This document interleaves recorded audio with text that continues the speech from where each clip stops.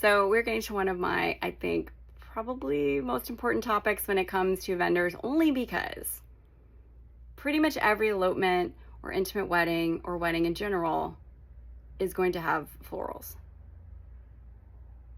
However, there are some people that choose not to, which I understand, but this is my little soapbox part of this. I really believe that everyone getting married should have some kind of florals. And maybe that's just a bridal bouquet. Maybe that's boutonnières for the grooms. Maybe that's I don't really care.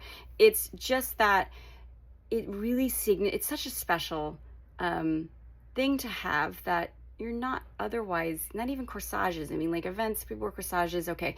But like to have a bouquet, like that is such a special thing, or to wear flowers in some way that's celebratory. I just think it's really nice. It signifies wedding to a lot of people. It can be honestly helpful as you're walking through a Central Park or someplace. People are like, oh, it's a wedding, you know, especially if you're not wearing white. So especially if you're not wearing white or you don't look like an obvious wedding couple, having special florals really signifies to people this is a wedding. So they may move out of the way, or they may just, I don't know, be really nice. Anyway, I'm 100% pro, gosh, stupid hair, percent pro floral. And on that token, I also think this is something you should be ordering from a professional. And I know people don't want to spend the money, but you can get florals that are decent for $150 bouquet wise on up if you want something more specialized with special types of flowers, more creative, hand-tied, and all that, you know, all the different terms. But even at a bare minimum, just something really simple, just a bouquet of calla lilies or just roses. Anyway, I feel like you should have something. I feel like it's really important, and your photos are going to thank you. And because there have been weddings where maybe honestly, not having florals is better than having just really terrible ones. And do terrible florals exist? The answer is yes.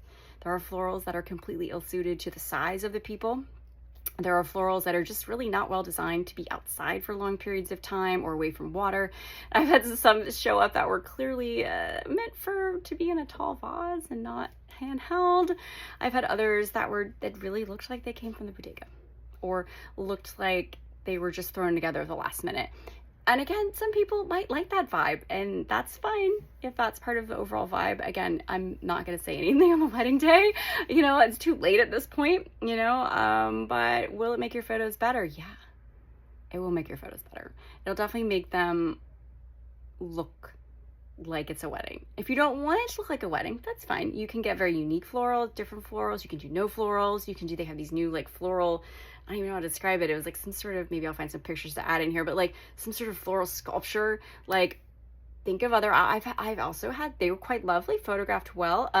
You dried flowers, or flowers that were like a button, they made to me look like buttons made to look like flowers.